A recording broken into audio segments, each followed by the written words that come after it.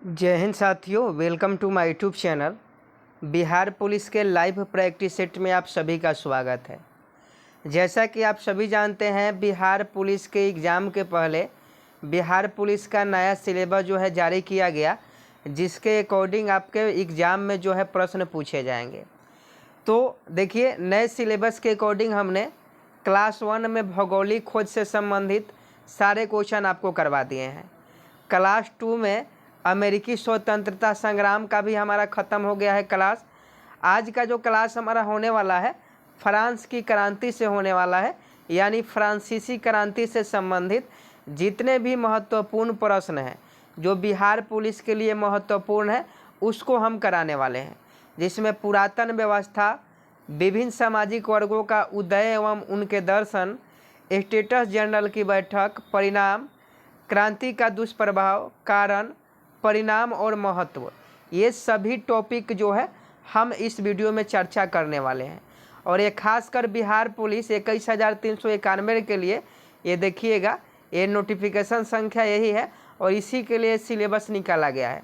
तो अगर आप सिलेबस के अकॉर्डिंग नहीं पढ़िएगा तो एग्ज़ाम डेट आपका 7 तारीख को ही है। 7 को ही बहुत सारे अभ्यर्थी का एग्ज़ाम है, तो बाद में फंस जाइएगा, समझे कि नहीं। तो इसलिए पढ़िए। और इस वीडियो में हम 70 क्वेश्चन करवाएंगे फ्रांसीसी क्रांति से संबंधित, जिसमें से हर शिफ्ट में आपका 2 से 3 क्वेश्चन देखने को मिलेगा हर शिफ्ट में।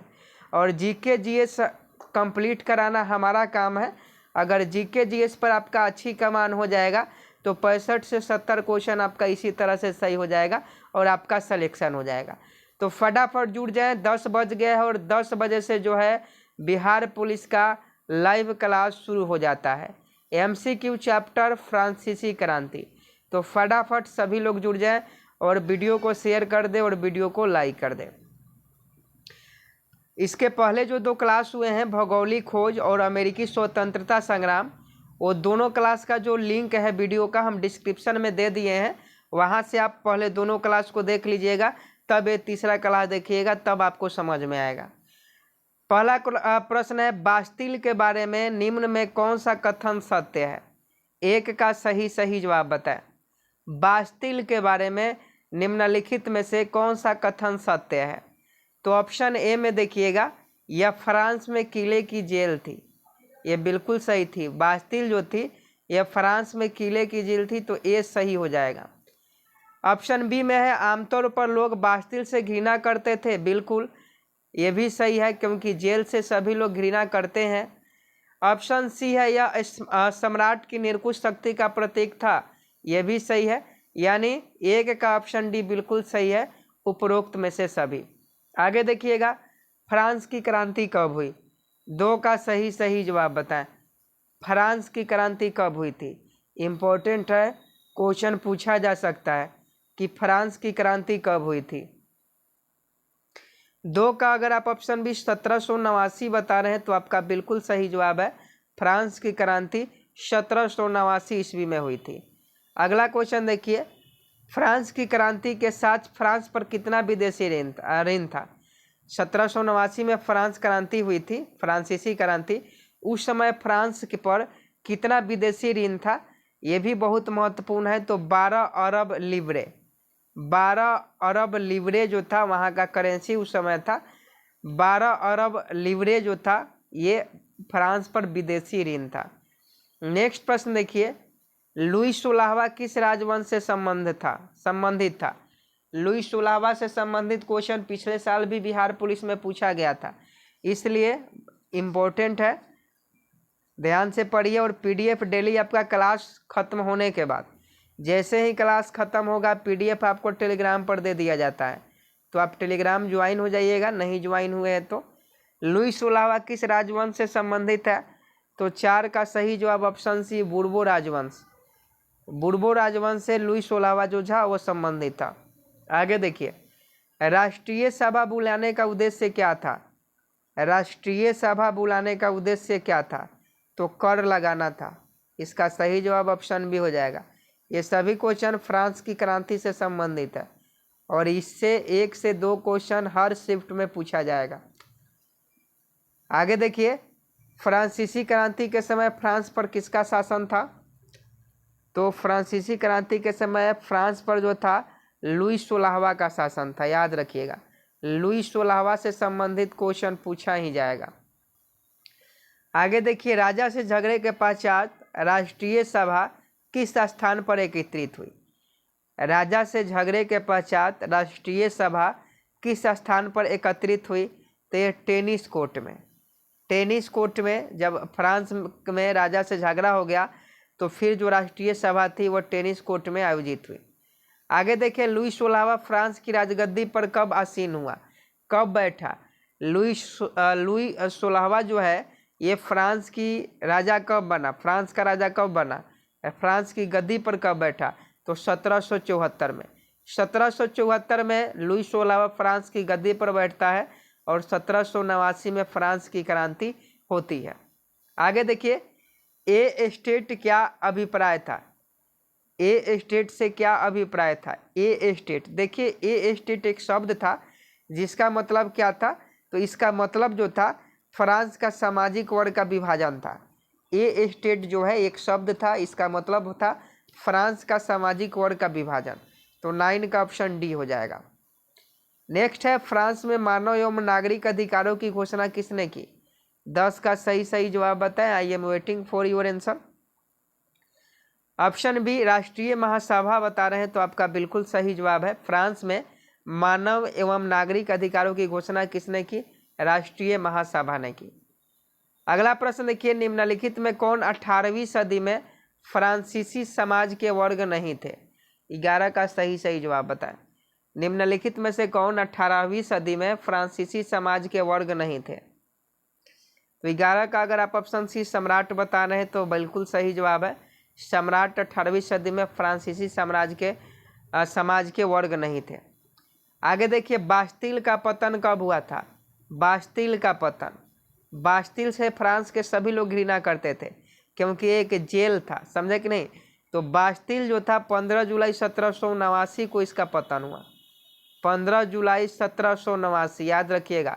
बास्तिल का पतन कब हुआ? अब देखिए, बिहार पुलिस के एग्जाम में पूछ दे कि बास्तिल का पतन कब हुआ, बास्तिल क्या था, तो आप लोग कहिएगा कि बास्तिल तो हमने पढ़ा ही नहीं।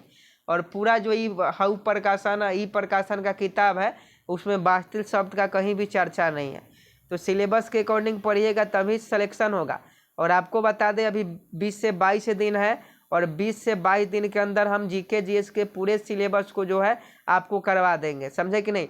रोज एक दो क्लास आपका लेंगे सिलेबस के अकॉर्डिंग और 20 से 22 दिन में आपका सिलेबस कंप्लीट करवा देंगे। बस आपका साथ चाहिए, बस आप लोग हमें सपोर्ट कीजिए। तो 12 का देखिए ऑप्शन डी 15 जुलाई 1789 बिल्कुल राइट आंसर हो जाएगा।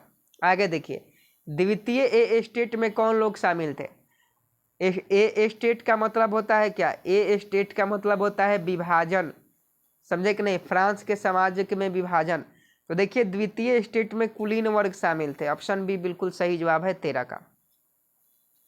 आगे देखिए, पेरिस तथा देश के देहाती क्षेत्रों में अधिकांश लोग संघर्ष क्यों कर रहे थे? जल्दी से बताएं। पेरिस तथा देश के देहाती क्षेत्रों में अधिकांश लोग संघर्ष क्यों कर रहे थे? तो वे लोग पाव रोटी की महंगी कीमतों का विरोध कर रहे थे। जब क्रांति हुआ था तो वैसे ही फ्रांस पर विदेशी ऋण का जो है विदेशी कर्ज था और उसके बावजूद भी वहाँ क्रांति हो गया, जिसके वजह से वहाँ की जो खाने वाला सामान हो गया या कोई भी चीज़ हो गया उसकी महंगाई जो थी वो चरम सीमा पर थी। इसीलिए पेरिस तथा देश के देहाती क्षेत्र में अधिकांश लोग जो है पाव रोटी की महंगी कीमतों का विरोध कर रहे थे। तो ऑप्शन बी बिल्कुल सही जवाब हो जाएगा। आगे देखिए, बास्तिल का किला किस बात का प्रतीक था? बास्तिल का किला निरंकुश शक्तियों का प्रतीक था। ऑप्शन डी बिल्कुल सही जवाब है। आगे देखिए, तृतीय ए स्टेट में इनमें से कौन सा वर्ग शामिल नहीं था? तो देखिए, कुलीन वर्ग जो था ये बी में शामिल था। कुलीन वर्ग जो था ये द्वितीय ए स्टेट में शामिल था। ये बात अभी आपको कुछ देर पहले हमने ऊपर क्वेश्चन में करवाया है, तो ये आपका ऑप्शन डी सही हो जाएगा। बाकी अदालती कर्मचारी, बड़े व्यवसायी, किसान, ये सभी लोग तृतीय ए स्टेट में शामिल थे। और आपको बता दें ए स्टेट का मतलब होता है विभाजन, जो ऊपर हमने आपको बताया है। ये आपको बता दिए हैं, ये भी आपको बता दिए। आगे देखिए नेक्स्ट प्रश्न है, फ्रांसीसी क्रांति का आरंभ किस ऐतिहासिक घटना से माना जाता है? 17 का सही जवाब बताएं। फ्रांसीसी क्रांति यानी फ्रांसीसी क्रांति का होने का कारण क्या था, ये आपसे पूछा जा रहा है और बहुत महत्वपूर्ण है। एग्जाम होने दीजिए, कितने क्वेश्चन किसके क्लास से पूछता है सब आपको पता चल जाएगा। तो फटाफट बताएं कि फ्रांसीसी क्रांति का आरंभ किस ऐतिहासिक घटना से माना जाता है? तो ये बास्तिल का पतन। जब बास्तिल का पतन जो था ये 15 जुलाई, बास्तिल का पतन 15 जुलाई 1789 को हो गया और इसी घटना के कारण जो है फ्रांसीसी क्रांति की शुरुआत हो गई। तो पूछे क्वेश्चन कि फ्रांसीसी क्रांति का कारण क्या था, मुख्य कारण क्या था? तो बास्तिल का पतन और लुई 16वां का राजगद्दी पर बैठना। नेक्स्ट प्रश्न देखिए, 18वीं सदी में फ्रांस में किसानों से कौन सा कार्य नहीं करवाए जाते थे? तो 18वीं सदी में जो है स्कूली शिक्षक के रूप में सेवा करना, ये किसानों से काम नहीं करवाए जाते थे। समझे कि नहीं? तो ये ऑप्शन बी बिल्कुल सही जवाब है। आगे देखिए, राष्ट्रीय सभा ने संविधान तैयार किया। तो राष्ट्रीय सभा ने संविधान को कब तैयार किया? 1791 में। ये फ्रांस की बात हो रही है, भारत की बात नहीं हो रही है। ये अभी हम लोग फ्रांसीसी क्रांति पढ़ रहे हैं। क्वेश्चन पूछेगा कि फ्रांस में राष्ट्रीय सभा ने संविधान तैयार कब किया? तो ये जो किए 1791 में किए। नेक्स्ट है, पादरी किस ए स्टेट के अंतर्गत शामिल था? पादरी तो ये आपका प्रथम ए स्टेट के अंतर्गत शामिल था, याद रखिएगा। आगे देखिए, फ्रांस के किन ए स्टेटों को करों से छूट प्राप्त थी? फ्रांस की किन ए स्टेटों को करों से छूट प्राप्त थी? जल्दी से कमेंट बॉक्स में बताएं। ये आपका प्रथम एवं द्वितीय ए स्टेट दोनों को, फ्रांस के किन ए स्टेटों को करों से छूट प्राप्त थी? प्रथम एवं द्वितीय ए स्टेट दोनों को जो है टैक्स नहीं देना पड़ता था। आगे देखिए, 10 अगस्त 1792 से लेकर 20 सितंबर 1792 तक फ्रांस का शासन किसके हाथ में रहा? तो इसका सही जवाब है पेरिस कम्यून। ये आपका बिल्कुल राइट आंसर है। 10 अगस्त 1792 से 20 सितंबर 1792 तक फ्रांस का जो शासन था वो पेरिस कम्यून के हाथ में रहा। आगे देखिए, फ्रांसीसी समाज में कितने प्रतिशत जनसंख्या किसानों की थी? तो देखिए, फ्रांसीसी समाज में यानी फ्रांस में जो किसानों की जनसंख्या थी वो 90% थी, 90% थी। अगला क्वेश्चन देखिए, 18वीं सदी में फ्रांस में किसानों से निम्न में से कौन से प्रत्यक्ष कर वसूले जाते थे? तो देखिए, 18वीं सदी में किसानों से फ्रांस में प्रत्यक्ष कर के रूप में टाइल वसूले जाते थे। आगे देखिए, सितंबर सम्मेलन में लुई 16वें के लिए क्या दंड निश्चित किया गया? सितंबर सम्मेलन में लुई 16वां जो फ्रांस का राजा था उसके लिए दंड क्या निश्चित किया गया? तो मृत्यु दंड। बाद में लुई 16वां का मृत्यु दंड हो गया। आगे देखिए, इनमें से किसे राज्य को दिए जाने वाला कर देने से छूट था? इनमें से किसे राज्य को दिया जाने वाला कर देने से छूट था? ये आपका पादरी आपका बिल्कुल सही जवाब होंगे। पादरी प्रथम ए स्टेट में आते थे, इसलिए इनको कोई कर नहीं देना था। आगे देखिए, सन 1774 में जब लुई 16वां सम्राट बना तो राजकोष खाली होने का कारण क्या था? जब लुई 16वां जो था सम्राट बन गया, राजा बन गया फ्रांस का, तो राजकोष जो खजाना होता है वो खाली हो गया। और इसका कारण क्या था? तो इसका कारण जो था, फ्रांस में लंबे समय तक युद्ध चल रहे थे और क्योंकि सरकारी वर्साय के महल और राज दरबार की शानो शौकत बनाए रखने के लिए फिजूल खर्ची करती थी। तो ए और बी दोनों हो जाएगा। अब आपके देश में युद्ध चल रहा है तो इनकम कम होगा, आपके पास खजाना खाली होगा, और दूसरा युद्ध के समय आप जो है दिखावे के लिए खर्च कीजिएगा तो आपका खजाना तो और जल्दी खत्म होगा। तो ऑप्शन सी बिल्कुल सही जवाब है। आगे देखिए, लुई 16वें को मृत्यु दंड कब दिया गया? तो फ्रांस के सम्राट लुई 16वां को मृत्यु दंड जो था ये आपको 1791 में दिया गया, याद रखिएगा। 1791 में लुई 16वां को मृत्यु दंड दिया गया। आगे देखिए, इनमें से कौन प्रत्यक्ष कर था? तो देखिए, प्रत्यक्ष कर की बात करें तो ये टाइल था जो किसान देते थे, अभी आपको कुछ देर पहले बताए थे। आगे देखिए, राष्ट्रीय सम्मेलन ने किस अमानवीय प्रथा का अंत किया? राष्ट्रीय सम्मेलन ने किस अमानवीय प्रथा का अंत किया? तो ये दास प्रथा। दास प्रथा का अंत जो है फ्रांस में राष्ट्रीय सम्मेलन ने किया। ये अमानवीय प्रथा था, तो दास प्रथा का अंत किया गया। आगे देखिए, निम्न में से किस दार्शनिक ने जनता और उसके प्रतिनिधियों के बीच एक साथ आधारित सरकार का प्रस्ताव रखा? 31 का सही जवाब बता। तो ये जॉन लॉक आपका बिल्कुल सही जवाब हो जाएंगे। आगे देखिए, रॉबस्पियर को गिलोटिन पर कब चढ़ाया गया था? रॉबस्पियर को गिलोटिन पर कब चढ़ाया गया था? अब बताइए, ऐसे ही क्वेश्चन आपके एग्जाम में पूछे 21,391 के एग्जाम में, तो आप लोग तो कहिएगा कि हम पढ़वे नहीं किए हैं, जबकि ये सब क्वेश्चन आपके सिलेबस में पढ़ना है। फ्रांस के क्रांति, समझे कि नहीं? तो ये सब पढ़िए। जुलाई 1794 ईस्वी में रॉबस्पियर को गिलोटिन पर चढ़ाया गया। इनमें कौन चर्च द्वारा लिया जाने वाला धार्मिक कर था? 33 नंबर प्रश्न है। तो देखिए, इसका सही जवाब टाइड हो जाता। टाइड जो था ये चर्च के द्वारा लिए जाने वाला धार्मिक कर था। आगे देखिए, जिरोंदिस्ट दल ने देश की आर्थिक दशा सुधारने के लिए कौन सी नई मुद्रा चलाई? जिरोंदिस्ट दल ने देश की आर्थिक स्थिति को सुधारने के लिए कौन सी मुद्रा चलाई? तो इसका सही जवाब कागज के नोट हो जाएगा। ऑप्शन डी बिल्कुल सही जवाब है। आगे देखिए, निम्न में से फ्रांस में कौन सी राजनीतिक संस्था थी जिसमें तीनों स्टेट अपने अपने भेजते थे? समझे कि नहीं? फटाफट बताएं, निम्न में से कौन सी राजनीति संस्था थी जिसमें तीनों स्टेट अपने अपने भेजते थे? तो 35 का ऑप्शन बी स्टेट जनरल। समझे कि नहीं? फ्रांस में स्टेट जनरल एक राजनीतिक संस्था थी जिसमें तीनों स्टेट जो है अपना रिपोर्ट भेजते थे। आगे देखिए, 1789 ईस्वी में जब फ्रांस में क्रांति हुई थी, उस समय फ्रांस की जनसंख्या कितनी थी? तो देखिए, फ्रांस की क्रांति 1789 में हुई और उस समय फ्रांस की जनसंख्या की बात करें तो 2.8 करोड़ थी। 2.8 करोड़। आगे देखिए, रॉबस्पियर को गिलोटिनी की भेंट चढ़ाया गया। तो देखिए, अभी आपको बताएं, इनको जुलाई 1794 में गिलोटिन की भेंट चढ़ाया गया। आगे देखिए, लिब्रे क्या है? लिब्रे क्या है भाई? तो लिब्रे जो है एक प्रकार का फ्रांस की मुद्रा है। लिब्रे क्या है? फ्रांसीसी मुद्रा है। आगे देखिए, निम्नलिखित में कौन सी एक विशेषता फ्रांस के 1791 के संविधान में नहीं थी? ये ऑप्शन बेस्ड क्वेश्चन है, पहले आपको ऑप्शन पढ़ना होगा तब इसका सही जवाब आप दे पाइएगा। तो देखिए, फ्रांसीसी क्रांति के समय जो 1791 में संविधान का निर्माण हुआ था, उसमें बोलने की आज़ादी नहीं दी गई थी। ऑप्शन डी, ये बोलने की आपको आज़ादी नहीं थी उस समय। बताइए कितना खतरनाक संविधान था।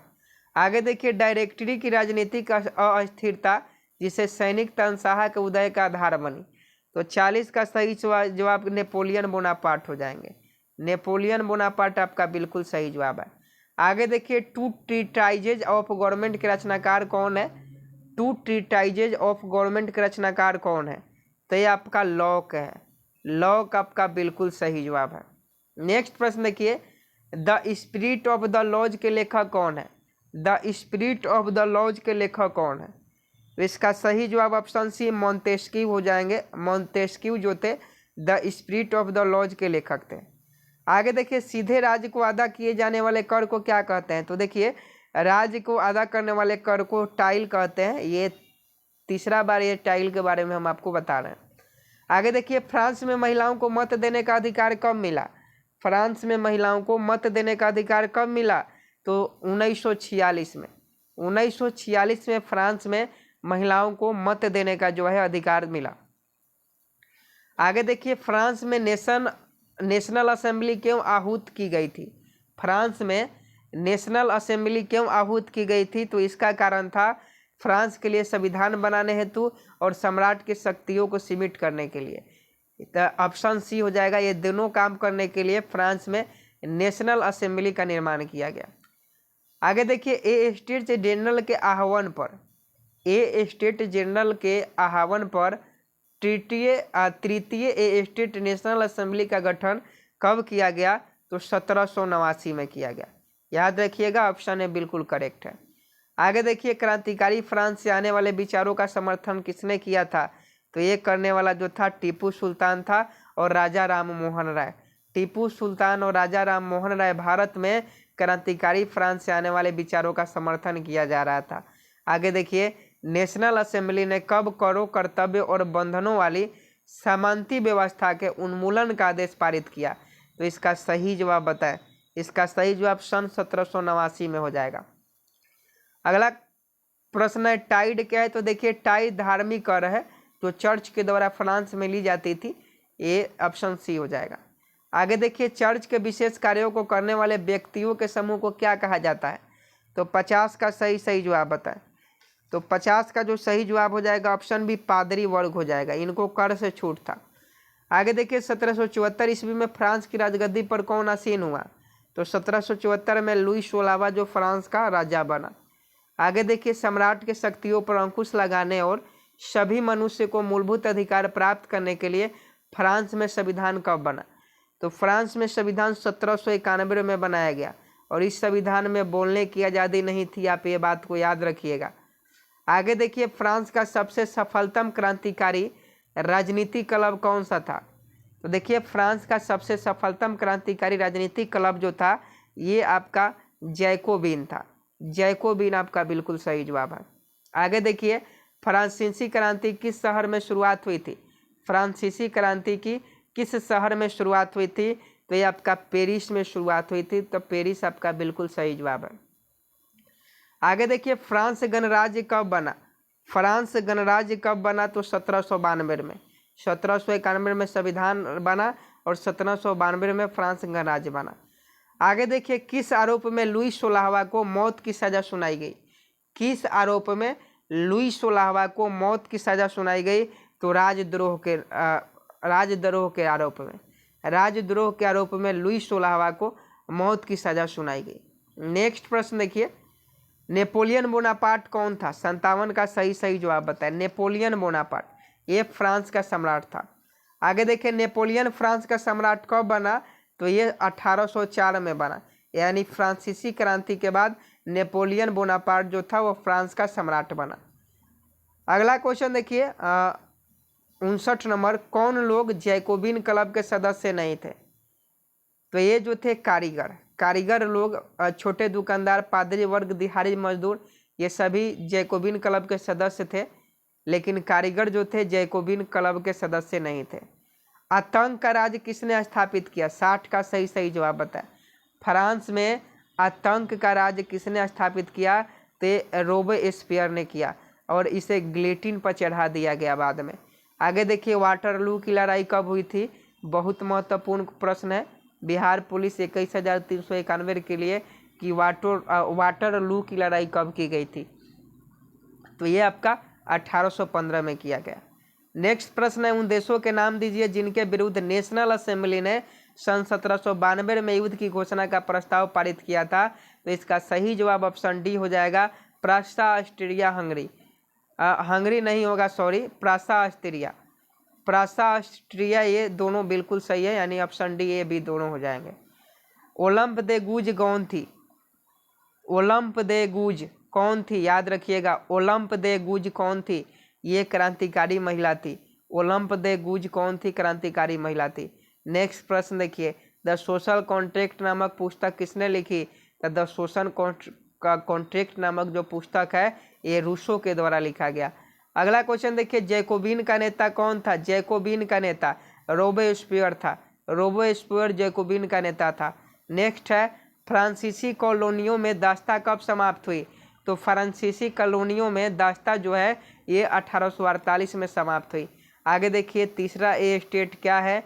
नाम से प्रचार पुस्तिका। तीसरा ए स्टेट क्या है? नाम से प्रचार पुस्तिका, जिसे पैम्पलेट, किसने लिखी? तो ये पुस्तिका जो है ये लिखने वाला व्यक्ति आबे सिए थे, आबे सिए। नेक्स्ट प्रश्न देखिए, 1789 ईस्वी में फ्रांस में क्रांति किसके शासनकाल में हुई थी? तो ये लुई 16वां उस समय फ्रांस की राजगद्दी पर बैठा था। आगे देखिए, फ्रांस में किसने राजतंत्र का अंत करके इसे एक गणतंत्र घोषित किया था? तो ये जो था कन्वेंशन है। कन्वेंशन ने फ्रांस में राजतंत्र का अंत किया और 1791 में संविधान बनाया और 1792 में गणराज्य घोषित किया। आगे देखिए मैनर क्या था, आज का लास्ट प्रश्न है, होमवर्क का क्वेश्चन है। सभी लोग सही सही कमेंट बॉक्स में बताएंगे कि मैनर क्या है। ये आज का होमवर्क का प्रश्न है। तो देखिए ये सिलेबस के अकॉर्डिंग जो है हम लोग ये क्वेश्चन ये टॉपिक देख लिए हैं। अमेरिकी स्वतंत्रता संग्राम हो गया और आज फ्रांस की क्रांति भी आपका खत्म हो गया। अब नाजीवाद बचा, नाजीवाद। तो नाजीवाद में ज़्यादा क्वेश्चन नहीं है, ये कल करा देंगे नाजीवाद। और उसके बाद प्रथम विश्व युद्ध एवं द्वितीय विश्व युद्ध करवा देंगे। उसके बाद इसका कहानी खत्म हो जाएगा। फिर जो है हम लोग दूसरे सब्जेक्ट का आपको हम टॉपिक वाइज सिलेबस वाइज जो है क्वेश्चन करवा देंगे। तो बिहार पुलिस में सिलेक्शन लेना है दोस्तों, तो सिलेबस के अकॉर्डिंग आपको पढ़ाई करनी होगी। ये नहीं है कि किसी भी क्वेश्चन को कहीं से भी पढ़ लेंगे तो सिलेक्शन हो जाएगा। सब क्वेश्चन इस बार 9वीं 10वीं पर पूछा जाएगा, तो ज़्यादा ध्यान नहीं देना है, बस मन लगा के पढ़ना है। और डेली 10 बजे हमारे साथ जुड़ जाइए। चैनल को सब्सक्राइब कर दीजिए, शेयर कीजिए। जय हिंद, जय भारत।